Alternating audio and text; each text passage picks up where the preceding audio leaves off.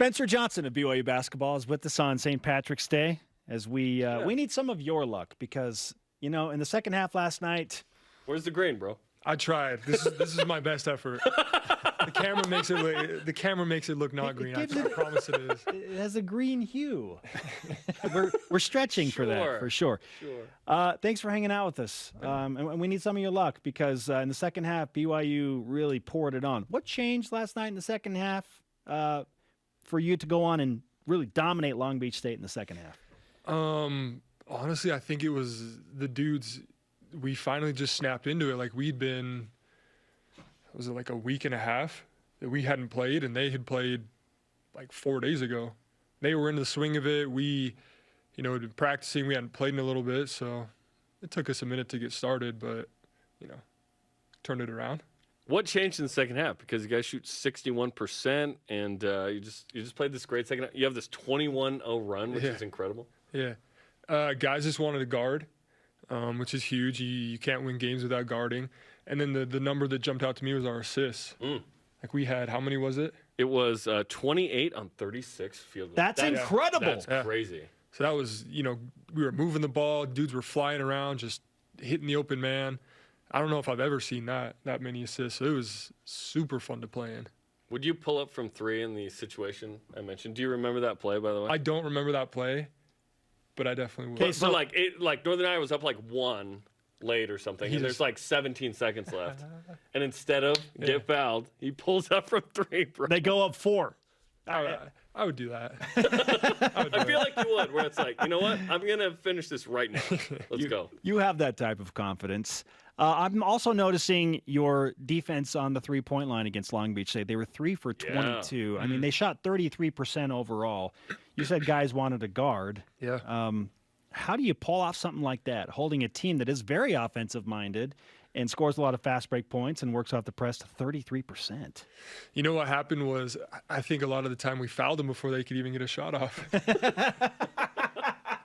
That's one way to do it. They shot so many free throws. We were all scratching our heads, just like 41 free throws. Like, what is happening? 31 of 41. I guess it worked, though. Something worked. Slowed them down, which is interesting. A lot of what the NIT feels like, or the NIT, I've jokingly been calling it this week because whatever, feels like who wants to be there. Yeah. How did you guys turn the disappointment into fight in this tournament? Because certainly you guys wanted to be in March Madness. Totally. We all met Sunday night. We went over to Coach's house and we were watching the selection show, and we didn't get called, and that hurt. Guys were, obviously disappointed. Like, you want to play in March Madness. It's what you live for as a player. But the NIT is a great tournament, great teams, and the fact that we still get to play, our options were either go practice or go play games. So kind of an easy decision. And so, yeah, I mean, half the battle is like, we're disappointed about not making March Madness, but we still get to play games. Like, we still get to go to Madison Square Garden, and we could put a banner in the Marriott Center. It hasn't been done since, what was it, 66, I think. Yep. Mm-hmm. So thanks for knowing the history. I appreciate the faith, Spence, Jarom. The faith in what? Yeah, we're gonna make a deep run. Let's go. Right? We're gonna make a deep run. It's all about caring, and skill plus motivation is a good combination. Let's go. So how do you guys make sure? Yes, we decided we were going to guard, right? Yeah. Yes, we care about this because let's be honest, playing in MSG would be awesome, independent of NIT, whenever, because that's the mecca of basketball. Yeah. That's 2 games away. Let's go. Yeah. And I've never been to New York, so this would be a first time for me. So it's a little extra motivation. Let's go. That'd be awesome. Northern Iowa up next. Thankfully, no Ali Farouk Manesh. Yep, he's not playing. Okay. At least we don't think so. They are undersized, but they can score the basketball. What do you know about them right now? We haven't dove into their scout much. I don't know a ton about them. I know they have one player.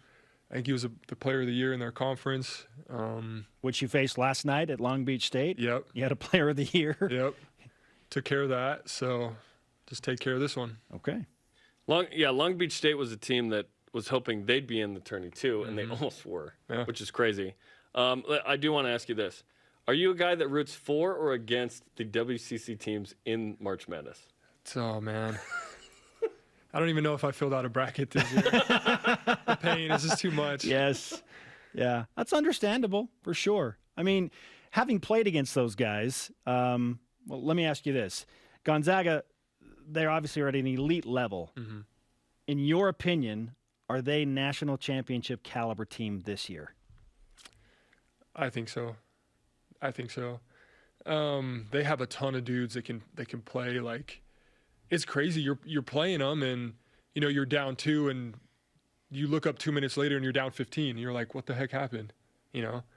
So honestly, a lot of things have to go right, for them to win a national championship. But I think they're capable of it for sure. 20 points last night from Caleb Lohner, 9 of 11. He was a man possessed. What took over him? What was something different with him from what you noticed? He was just excited to play. Like you said, half the battle is like guys wanting to play. So I think we started to go on a run, and he started feeling himself. And when guys get rolling, it's tough to stop them. Maybe you've already answered this question, Spencer, but what was the most memorable part of last night's win? You brought up the assists. We mentioned the 21-0 run. What's the most memorable part of last night's opening round win in the NIT? I think for me was just seeing the support, all the people that came out. And at one point, like, the stadium was so loud. It was awesome. Which is interesting. There were only 5,500 there. Yeah. But they were super loud. I asked Cougar Nation, hey, we can do a little better Saturday, right? But they were pretty loud. Yeah. They were loud. Yeah. We loved it. Like, we were sitting there after the game, and we were looking around like, this is special. Like, not a lot of teams, in the NIT get a crowd like this. It was awesome to play in. So cool.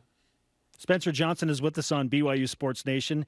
You mentioned you've never been to New York City. Your head coach, Mark Pope, told us a number of your teammates have never been to New York City. How much is that really a driving motivation for this? Now that you've won a game and you're one step closer to New York City, how much does that really factor into motivating you? You know what? This might be on the down low, but I'm going to say it. I think they're planning like an epic trip.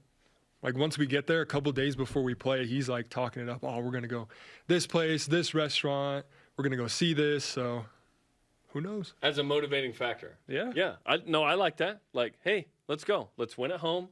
And then let's see if we're playing at SMU or if we're hosting somebody else as a 2-seed, potentially. Will you do me a favor? When you get to New York, in front of Times Square, what is it, 42nd and I don't know. I'm trying to think of the subway stop there. But, the main area in Times Square, okay? We're going to give you something that says BYU Sports Nation on it. Will you take it and hold up and take a picture in Times Square? Yeah, let's go. Yeah. Okay. We're going to add to that. We're just going to add to your plans. I got you. Okay, the positive mindset. Yeah. The focus. Projecting. Yes. Yeah. Get to New York. We're going to give you something that says BYU Sports Nation. You hold it up, take a picture, and we will remember this moment. Okay. That's good karma. And what's interesting is there have been good teams that have played in the NIT from BYU. We recall Tyler Haws and Kyle Collinsworth and Chase Fisher and Brandon Davies, right? Yeah. On the team. They went to the NIT. Did they go to the title game and play Valpo, right? We lost to Adam Amin in a bet on the air. We had to wear the Valparaiso T-shirts. Yes. Hung out with Adam last night, in fact. Yeah. So, there have been good teams there. And, there's no – I don't think there's any evidence of, like, connection to the next year. But it sure feels like maybe there is some connectivity to sort of like, hey, let's get some momentum into next year when certainly the dynamic of the team is different. But for the guards like you guys, I mentioned this yesterday, like in this tournament, I'd love for one of the three of you to be like the guy. Like, who's the guy? So what's this time like to sort of live in the now but also project to next year? Totally. Every year the roster changes over, new guys come in, new guys leave, and it's always important to end the season on a good note. So definitely looking forward to that, and I just love to keep playing with my guys. T. John Lucas and Alex Barcelo are obvious leaders of this team. What have you noticed about their leadership in these difficult moments? They're great. They just keep saying, you know what, we still get to play. Like, it's not over. And, that's a motivating factor. These dudes have been here for a long time, and they played in a lot of different games. So they're a nice, like, calm the waters because they've been there, type deal. I can't remember in the bracket if you can line up with Oregon or not. But could you rematch with your brother? I can't remember. Is it possible? Only in New York? That would be cool, though. That'd be fun with your brother. And Oregon again. Part 2. Oregon's like, we would like a piece. Did you hang that over his head this season in any way, shape, or form? If we beat him a second time? No, I mean like the first time around. What was that dynamic like? Oh, I've talked to him. He's like, he didn't play a whole ton in that game, but like definitely, like we won. Like, come on, It wasn't just a win, Spencer. It's like domination. Back down. Yes. And you had an assist on one of the best plays of the year. Oh yeah, that's true. The fast break behind the back. That's The right. Gideon. Yeah. What's the play of the year to you? Because to me, it's Caleb's dunk against, was it Pepperdine? That or maybe Alex's 3, which should have been a 4-point play against San Diego State. Or your play, the behind the back throwdown. There's been so many. I don't know. What do the people say? We haven't asked them. No, we haven't. No. Maybe we got to do a play of the year thing. Do that. Yeah. You've given us a fantastic idea. Well, listen, we only have 2 more weeks of men and women's hoops, so it's gonna get interesting soon. So there's still time to make like a Yes. We'll have softball, baseball, play. men's volleyball, gymnastics. Yeah. All right. Are you rooting against SMU because they're the number 1 seed on your host. side of the bracket? If they lose, then you're hosting a quarterfinal, probably. Like, have you gone that far?